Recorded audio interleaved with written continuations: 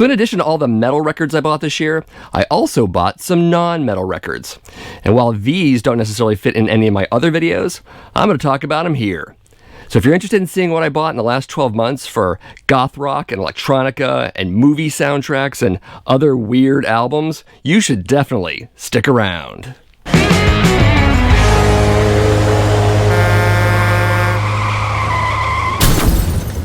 Starting things off with Chelsea Wolfe. This is her fourth album entitled Apocalypsis. Originally came out in 2011. This is a 2014 reissue from Sargent House. Chelsea Wolfe is interesting. She's hard to categorize in a lot of ways. Her music is a mix of folk, dark folk, I would say, some dark ambient, goth rock, doom metal is in the mix. She's hard to categorize, as I said. A lot of people simply hear this album and think, wow, that's weird, and walk away from it. I think that's a bit of a crime. I think it's a good album. You got to spend some time with it to like it, but I think you'll like it. Maybe. I love it, so that's why I'm going to talk about it. Vinyl on this one is classic black. Very plain labels, but nevertheless. And does come with an insert, or an inner sleeve, rather. That, and it's liner notes there, very little liner notes, and we got some lyrics as well, and the track listing on the back.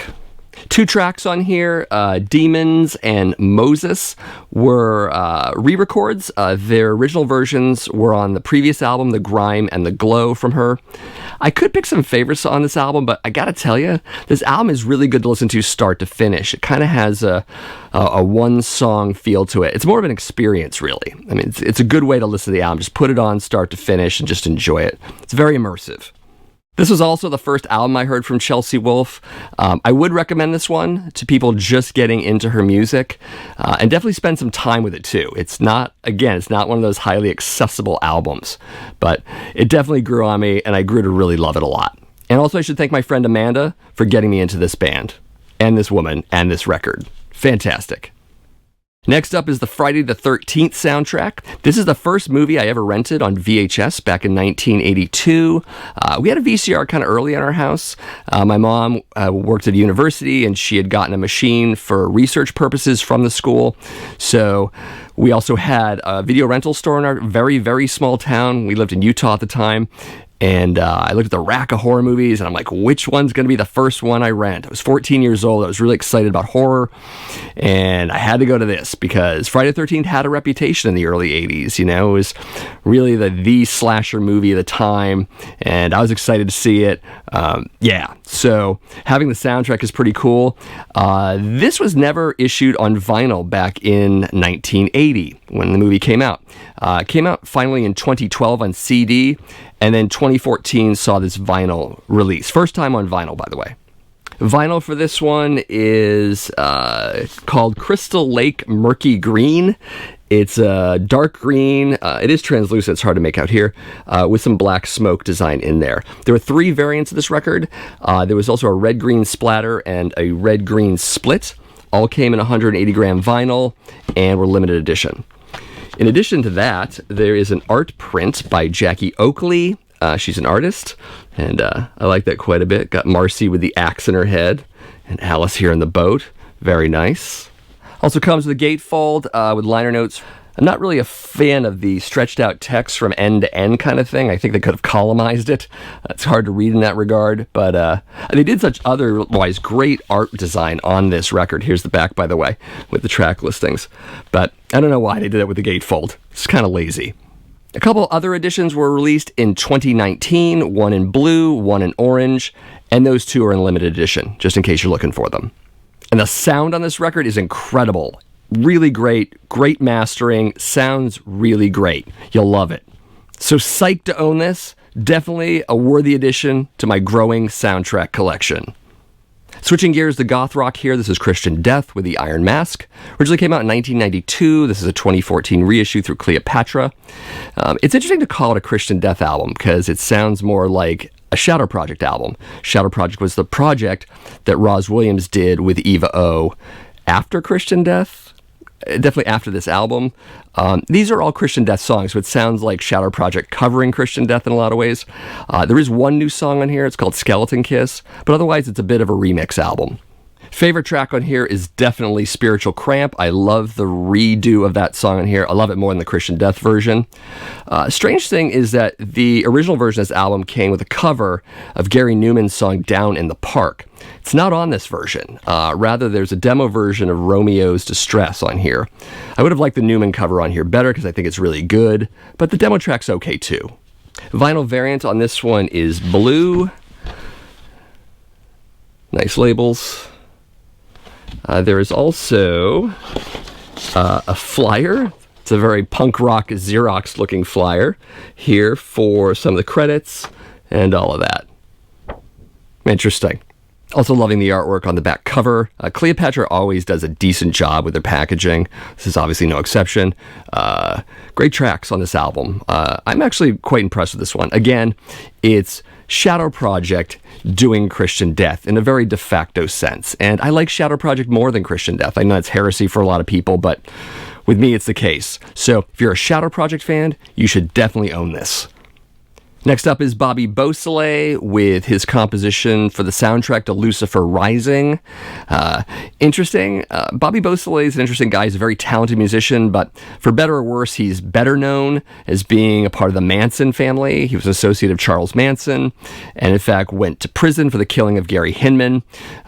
Gary Hinman owed Manson some money, as the story goes, and Hinman unfortunately met his maker at the hands of Bobby Beausoleil. So anyways, Bobby Beausoleil went to prison, and in prison, he did this album with other cellmates, interestingly enough. So it doesn't sound like a prison-recorded album, though. It definitely sounds like a soundtrack. It sounds pretty good, actually. So Lucifer Rising was directed by experimental filmmaker Kenneth Anger. He did a bunch of movies. Invocation of My Demon Brother is another one. You might remember that Anton LaVey pops up in that one. Another associate of Kenneth Anger's, incidentally. The soundtrack was first released on vinyl in 1980, as I mentioned, through a very short-lived Canadian label called Lethal Records. There were 1,000 copies of that press, so if you have one of those, hang on to it. And then fast forward to 2007, it was released as a single album variant, and then this is a 2016 reissue of that edition. So definitely a dark psych album here. Also elements of classical score as well as ambience. There's also a bit of prog on this album, moments of it. It kind of reminds me of Goblin in those parts, if you're familiar with that band. So the vinyl variant on this one is classic black. Rather plain, stark labels there for you.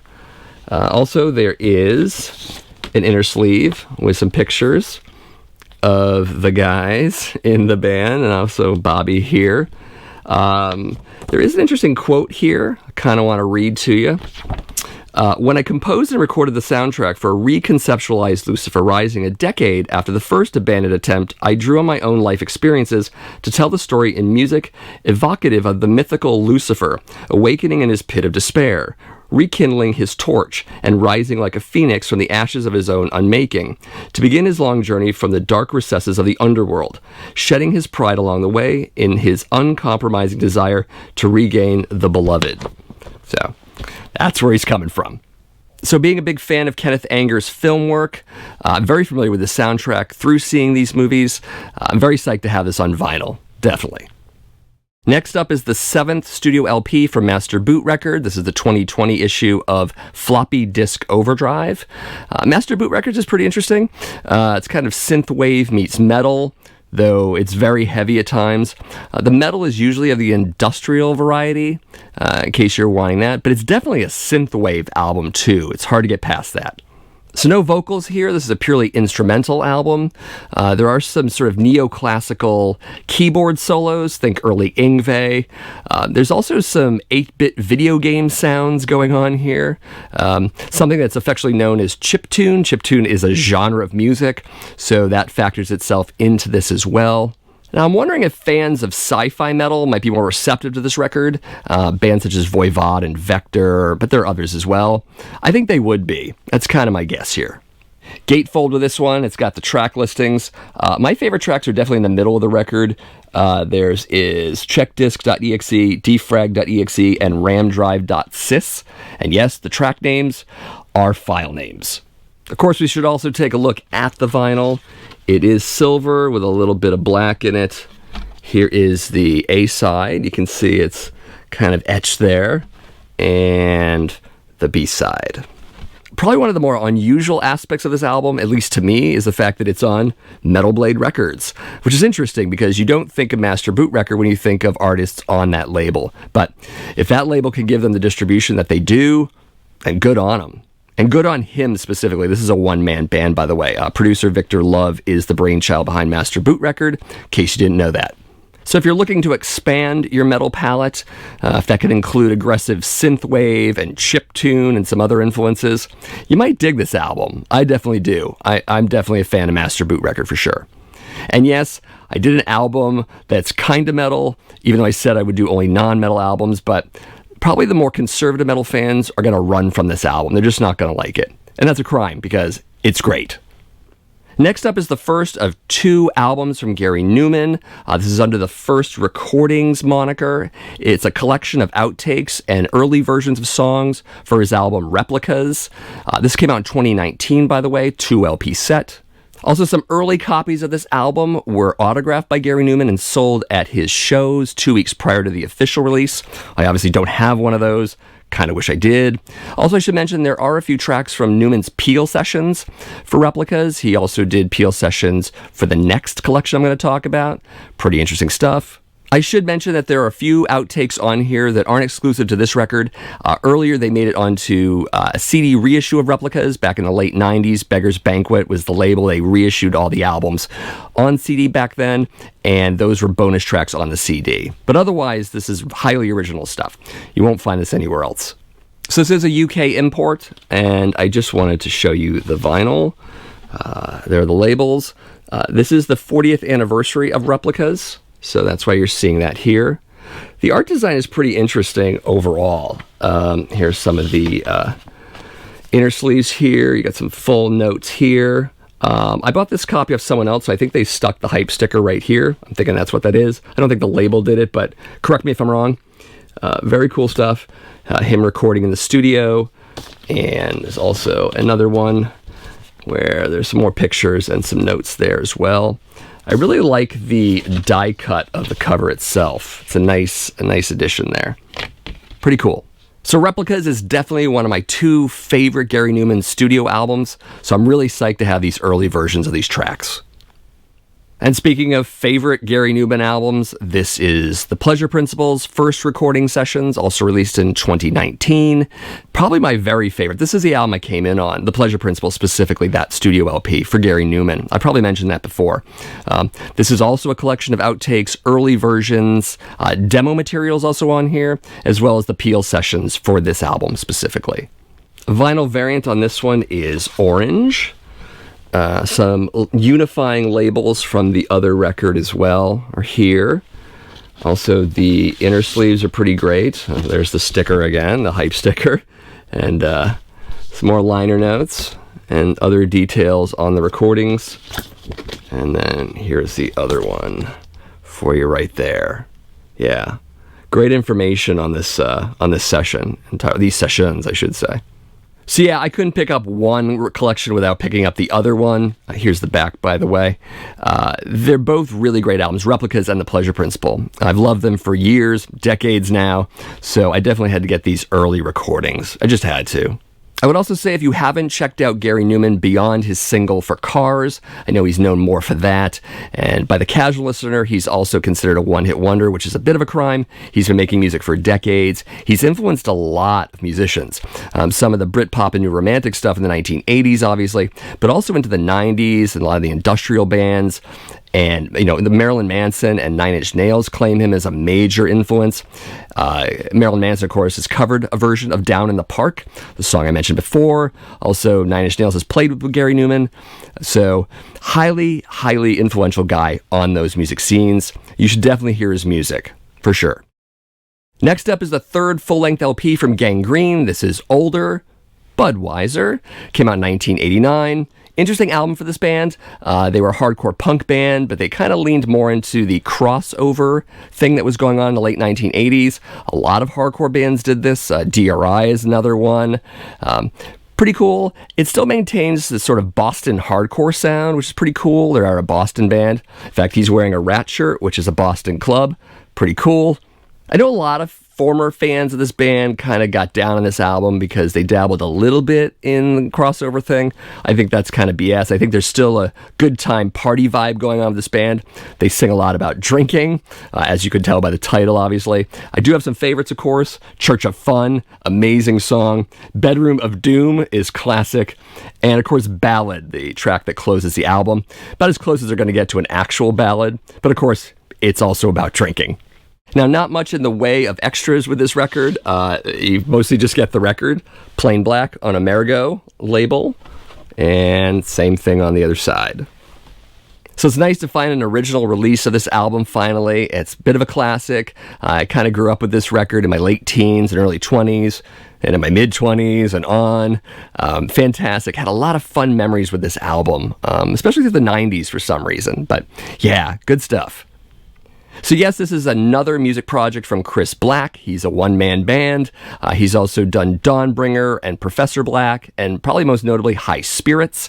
This is a 2020 release of Placebo. It's the second album for his project known as Aktor. Chris Black, of course, also wrote for Metal Maniacs under the name Professor Black, in case you didn't know that. This project, however, isn't metal. That's why I'm mentioning it in this particular vinyl haul. It's a sort of hard rock meets new wave project, but still in that Chris Black signature style that we've all known. So lots of synth and keyboard here. Think Devo, maybe an early version of the Cars, throw in a pinch of Blue Oyster Cult.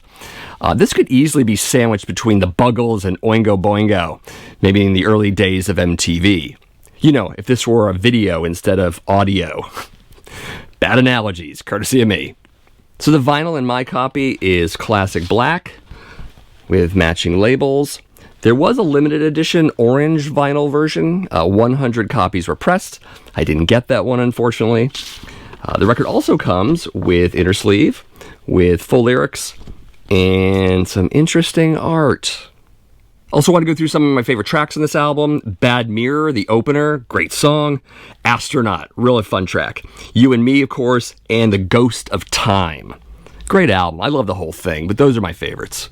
So already having been a fan of High Spirits, it wasn't exactly tough to move on to another Chris Black project. I love his work. I love everything he does. So I definitely had a good time with this album. It's a lot of fun. You should definitely check it out. And lastly, I have to talk about this album. I'm really excited about it, even though other people might not be as much. This is the Prom Night soundtrack. Originally came out in 1981. The movie came out in 1980.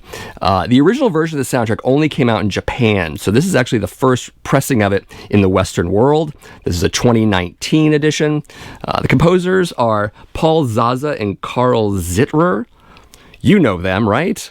Of course you don't. Of course, right away we have to talk about this gatefold. It's pretty amazing. Lots of in-referencing to the movie itself.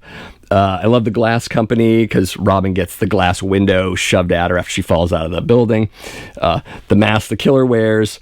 Mr. Hammond sucks. He's the principal of the school, also Jamie Lee Curtis's character's dad. I love the skull with the disco ball skull cap. That's pretty amazing. Also the crossed out victims, the yearbook pictures, the drawings. Sadly, no Slick here. If you've seen the movie, Slick is this amazing guy with his cool van and just amazing. More great artwork on the back, of course. The art design on this is fantastic. It was one of the draw points for me, besides the fact that I love the movie and I admittedly love the music, which we're going to talk about shortly. So the vinyl here is Disco Acid Flashback. It's a blue and red and white splatter. You can kind of see that there. Great custom labels matching the jacket quite a bit. There's the other side there. Pretty cool. 350 were pressed. That's how limited edition it is. Also, you get a prom night condom. Yes, there is a condom in this. Pretty amazing. Also, the killers are coming. The killers are coming. Should also mention that this spins at 45 RPM instead of 33 1/3. That's likely because there wasn't a lot of music for prom night. They recycle a lot. So there you go. Of course, we should discuss the music on this, the actual music. It alternates between movie score bits, pretty interesting, probably the two composers there, and songs from the actual Prom. And the songs, of course, are disco, since the movie was shot between 79 and 80. So that was the music of the time, and the theme is disco madness for the Prom, after all. So you're going to hear that. You're going to hear the title track, Prom Night, probably the most well-known song from this movie. People know it well. I really do have this deep and unhealthy love for this movie. I'm not sure why. Maybe because I didn't go to my own prom. Maybe because I just want to be as cool as Slick. I don't know. But this definitely came at a time in my horror fandom. I was 13 years old around the time this movie came out. And it really made an imprint on me. I think as far as early slasher films, I started with slasher films. So I definitely associate the music with that movie. So had to get it. So now having this soundtrack and the Friday the 13th soundtrack, amazing. So happy. Now, if anyone would just release the Satan's Cheerleader soundtrack on vinyl, I would be very, very happy. Prom night, everything is all right. And that's it for another episode of Vinyl Haul. And in fact, I'm thinking about doing this once a year, every year, in December, showing these non-metal albums. I think it's a good thing to do. I get a whole bunch of them. So if you like that idea, definitely let me know in the comments. Also, let me know what albums you liked here, which albums you disliked. Also, album recommendations based off of these records. I always appreciate that. Just let me know, whatever comes to mind. And of course, like, subscribe, and share. 3 great ways to support this channel. I do metal vinyl collecting videos once or twice a week. So if you're interested in that, do those 3 things, and yeah, do it. And of course, thanks for watching, and I'll see you in the next video.